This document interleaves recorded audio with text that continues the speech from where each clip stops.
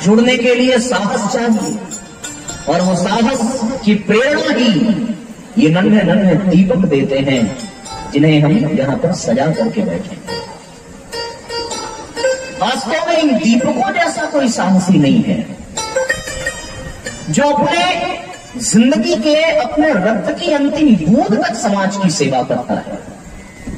और ये कितना सुंदर संयोग है कि जो दीपक है वही हम लोग भी हैं, इसमें कोई दो राय नहीं। अच्छा एक बात बताओ, दीपक का निर्माण कैसे होता है? दीपक को बनाने के लिए मिट्टी चाहिए, एक मिट्टी को गूंथ करके लोदा बनाने के लिए पानी चाहिए, तो मिट्टी को सुखाने के लिए आकार देने के बाद वायु चाहिए 3, और जब थोड़ा सा वो आकार उसका मजबूत हो जाए तो फिर उसको पकाने के लिए अग्नि चाहिए 4, और अंतरिक्ष के तले घोर अंधकार में भी प्रकाश से परिपूर्ण वो दीपक अंतरिक्ष में भटकने वाले यात्रियों की सहायता करता है। 5 तत्व दीपक में, और हम लोगों में भी वो 5 तत्व विद्यमान है ना? वो स्वामी जी ने दर्शन कराया। छिप जल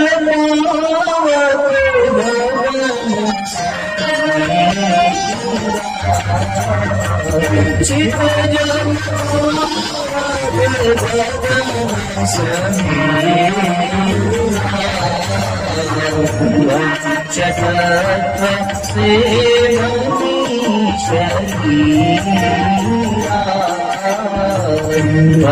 जल से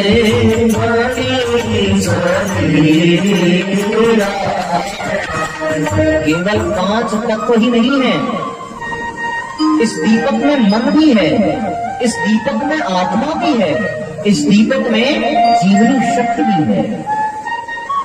जीवनी शक्ति हमारे भीतर है ना, वो रक्त, वो प्राण, वो इस दीपक में तेल और घी के तरीके से विद्यमान है। जैसे हमारा मन है उसी तरीके से इस दीपक में मन रूपी बाती भी है, और जिस प्रकार हमारे भीतर वो आत्मा प्राज्वल्यमान है, उसी प्रकार इस दीपक में जो जलने वाली लौ है वो कुछ और नहीं, केवल और केवल आत्मा है। तो सारा कुछ तो इस दीपक में विद्यमान है। फिर इस दीपक में जलते हुए दीपकों में और हम में कोई अंतर नहीं है। तो फिर जो दीपकों का जीवन होता है, यदि वैसा ही जीवन हमारा भी हो जाए तो आज दीप यज्ञ में बैठना सार्थक हो जाएगा। दिए से दिए को जलाना पड़ेगा, धरा पर अंधेरा बहुत छा रहा है, दिए से दिए को जलाना पड़ेगा।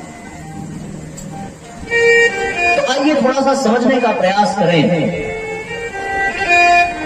इस दीपक की जीवन यात्रा पर दृष्टिपात करें कि ये दीपक कैसे साहस का, कैसे हिम्मत का एक संदेश देता हुआ अपने जीवन को जीता है।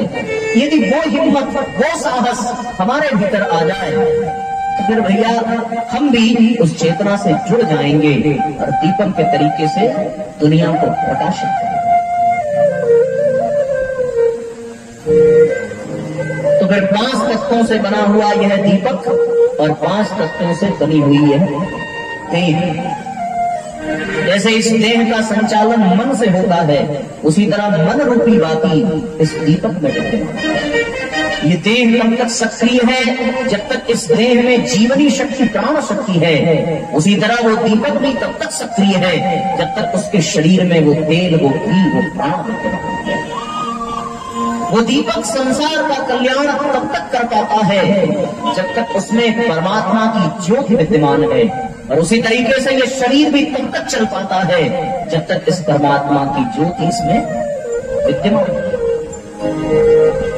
तो सब कुछ दीपक जैसा ही है। दीपक का निर्माण हुआ, निर्माण होने के बाद जहां कुम्हार दीपक बनाता है वहां सैकड़ों दीपक जमीन पर पड़े होते हैं। कोई यात्रा शुरू करने से पहले ही टूट करके बिखर जाता है, और कोई तो यात्रा प्रारंभ करने की हिम्मत जुटा पाता है। वो तैयार हुआ, तैयार होकर के किसी अभिष्ट स्थान पर पहुंचा और दीपक ने अपने आप को सुपात्र बनाया। सुपात्र मतलब उलट करके यदि बैठा होता, उलट करके लेटा होता तो फिर उसमें घी की बाती और तेल कौन डाल पाता। उसने अपनी पात्रता, अपनी योग्यता को विकसित किया और अपना मुख परमात्मा की ओर क्यों करता है। क्यों ये दुनिया वाले उसमें तेल और घी डाल देते हैं, अर्थात वो परमात्मा उसमें प्राण शक्ति डाल देता है। फिर जब योग्यता आ जाए, पात्रता आ जाए तो ये अच्छी बात तो है, लेकिन इसमें बड़ा खतरा है, बहुत खतरा है। यदि उस योग्यता में, उस पात्रता के अहंकार में मन डूब गया तो फिर वो दीपक जल नहीं पाएगा। डूबना ही तो है। वो बाती जो उस तेल के मध्य में है, पर यदि वो बाती उसमें डूब गई तो फिर उसे कोई जला नहीं सकता। उसको जलने के लिए उस पात्रता के, उस योग्यता के, उस प्राण तत्व के अहंकार से ऊपर उठना पड़ेगा और ऊपर उठ करके उसे थोड़ा सा बाहर झांकना पड़ेगा, तभी तो हम उसमें लौ लगा पाएंगे।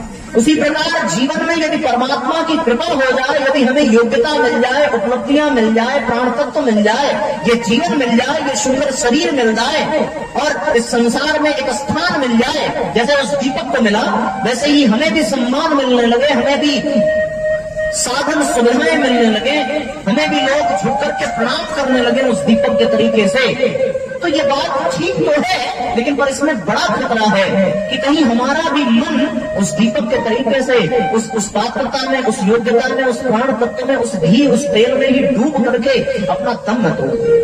फिर हम भी कहीं उस प्राप्त सम्मान, उस प्राप्त योग्यता को अपने अहंकार में डूब करके नष्ट न कर दें, भ्रष्ट न कर दें और अपने जीवन यात्रा को वहीं पर समाप्त न कर दें। तो जैसे उस दीपक की बाती को थोड़ा ऊपर उठना पड़ता है, उसी तरह अपने मन को मनोविकारों से ऊपर उठाना पड़ेगा। यदि हमारा मन अहंकार में ही डूबा रहा, यदि हमारा मन काम क्रोध में ही डूबा रहा,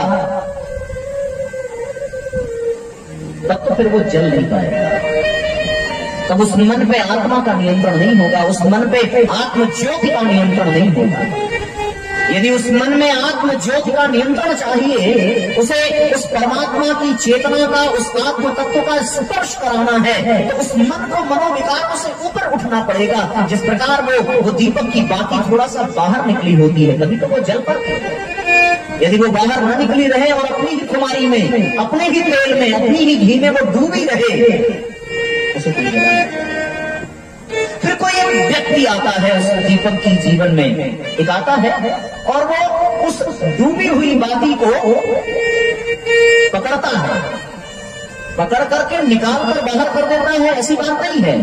वो पकड़ता है और पकड़ करके उसको दबाता है, उसको रगड़ता है, उसको निचोड़ता है। ये दबाना, ये रगड़ना, ये निचोड़ना, यही तो साधना है। इसी तरीके से परमात्मा जिसको ऊपर उठाना चाहता है, जिसको उसके अहंकार से बाहर निकालना चाहता है, मनोविकारों से ऊपर उठा करके उसमें आत्मा के प्रकाश को भरना चाहता है, तो वो परमात्मा सद्गुरु बनकर के जीवन में आता है। और सद्गुरु बनकर के आने के बाद वो एक ही काम करता है कि उसके मन को पकड़ता है, उसे मसलता है, रगड़ता है, निचोड़ता है और कष्ट दे दे करके उससे साधना कराता है, तब उसे बाहर आता है। जैसे ही बाहर हुआ, गुरु का सानिध्य पाकर के उस दीपक के बाती के तरीके से। अब ध्यान देना, यदि उस साधना में कोई पीछे हट गया और गुरु के अनुशासन को, गुरु के द्वारा दिए गए कष्ट को, गुरु के द्वारा दिए गए सिद्धांत को, गुरु के द्वारा उस रगड़न को, उस मसलन को यदि वो नहीं बचा पाया, और कभी कभी ऐसा करने पर बाकी टूट जाती है, रूई अलग हो जाती है, यदि इतने में ही वो जीव हार गया, हिम्मत छोड़ बैठा, तो फिर गुरु भी छोड़ देता है। जा तो डूब, फिर कभी तुझे उठाऊंगा जब थोड़ा और योग्य हो, तुझे अभी और परिष्कार चाहिए। और जो उठ गया उसे प्राप्त हो जाती है वो आत्मज्योति। तो गुरु केवल निकालता ही नहीं है, गुरु केवल मनोविकारों से बाहर ही नहीं करता है, बल्कि गुरु क्या करता है, जब देख लिया गुरुदेव ने कि अब तो ये बाहर आ गया, अब तो ये अपने मनोविकारों में डूबा नहीं है, अब तो ये बातें ऊपर निकल करके झांक रही है और वो पुकार रही है कि भगवान मैं तैयार हूँ, मैं तैयार हूँ, क्योंकि मैंने कष्ट सह लिया है, मैं मनोविकारों से ऊपर उठ गई, मैं काम क्रोध लोभ मोह वासना आदि से ऊपर उठ करके अब मैं तैयार हूँ आपके द्वारा अनुग्रह अनुदान वरदान प्राप्त करने के लिए। तो वो परमात्मा एक और परीक्षा लेता है, वो गुरु एक और परीक्षा लेता है कि बेटा यदि सम्मान पाना है, यदि इस जगत के लाभ के लिए लोक कल्याण के लिए जीना है, तो तुझे एक परीक्षा और देनी पड़ेगी, और वो परीक्षा अग्नि परीक्षा से कम नहीं होगी, क्योंकि जब तुझे मैं उस अग्नि से स्पर्श कराऊंगा तो तुझे जलना पड़ेगा, तुझे जल करके मिटने को तैयार होना पड़ेगा। वो साहस वो हिम्मत चाहिए। यदि तू तैयार है तो बोल, बता, मैं अभी तुझे ज्योति से परिपूर्ण कर दूं। कुछ दीपक तो हिम्मत जुटा लेते हैं तो उनको वो प्रकाश मिल जाता है, पर कुछ नहीं जुटा पाते तो तेल भी होने पर, बाती भी होने पर तेल गिर जाता है और दीपक चटक जाता है। तो वो अग्नि परीक्षा देने के बाद ही वो दीपक प्रकाश देता है, वो दीपक प्रज्ञान करता है, वो दीपक रास्ता बताता है। बस फिर क्या है, फिर जैसे ही उस दीपक ने हामी भरी, भगवान अब मुझे आपका तेज चाहिए, आपकी ऊर्जा चाहिए, आपका प्रकाश चाहिए, तो फिर वो गुरु ही कोई एक अग्नि का तत्व उठाता है और दीपक से स्पर्श करा देता है।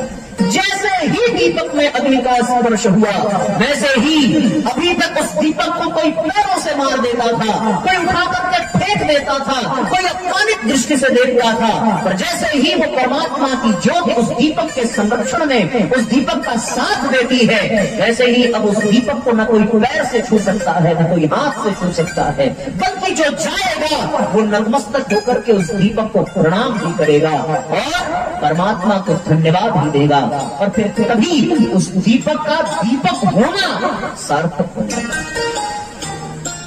हमारा भी जीवन ऐसे ही है कि हम भी तो पंच तत्वों से बने, हमें भी परमात्मा ने प्राण शक्ति दे दी, हमें भी मन रूपी बातें दी, पर हमारा जो मन है वो अभी भी उस तेल उस घी के भीतर ही डूबा हुआ है ना, अभी भी वो साधना से डर रहा है।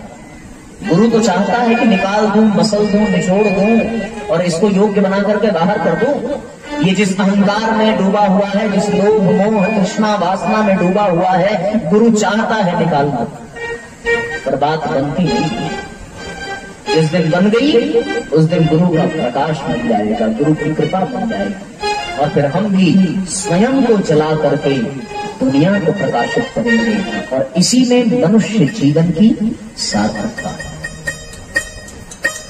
छोटा सा सूत्र आज के इस दीप यज्ञ के पावन पर्व पर,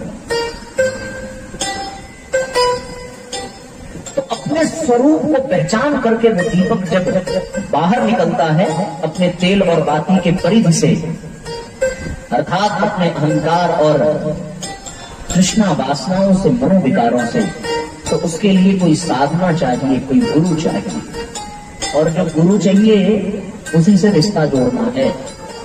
तो फिर वो कष्ट सहने के लिए हिम्मत चाहिए जो दीपक के पास है। तो यदि आप भी दीपक के तरीके से अपने जीवन को धन्य बनाना चाहते हो तो आपके पास एक अवसर है, उस गुरु का आवाहन करें और गुरु का आवाहन करके ये कहें कि भगवान हम भी कष्ट सहने को तैयार हैं, हम भी दुख सहने को तैयार हैं, हम भी साधना करेंगे और आपके द्वारा बताए गए पथ पर चलेंगे, तभी तो हमें मुक्ति लाभ मिलेगा और हम स्वयं जल करके दूसरों को भी प्रकाशित कर सकेंगे। रामधारी सिंह दिनकर की एक लिखी हुई बहुत ही लोकप्रिय कविता है, जिन्होंने दीपक के ही बारे में लिख करके दिया है, और वो आपको सुनाते हैं ताकि आपको और अच्छे से स्पष्ट हो सके। दीप को जलते किसने देखा, दीप जलाकर पाठ को देखा, दीप को जलते किसने देखा, अपने मन से अपने को ही प्रतिपल छलते किसने देखा। इस संसार रंगशाला में ढंग निराले चलते देखा, जो भी सूरज उगा सवेरे उसे शाम को ढलते देखा। दिशा बदलते दशा बदल गई यह विडंबना कैसी, मानव मानव के स्वभाव की संरचना है कैसी। लेकिन जीवन के आंचल में मृत्यु को पलते किसने देखा, दीप जलाकर पाठ को देखा, दीप को जलते किसने देखा। चाटुकारिता की शैली है वाणी अपनी बात पर आई, सत्ता लोगों को दिखती है लंका पति में भी अच्छाई। चले देखने पर नैनों से बेबस हुए बेचारे, मातृवासना बद्ध दृष्टि से कंचन भवन निहारे।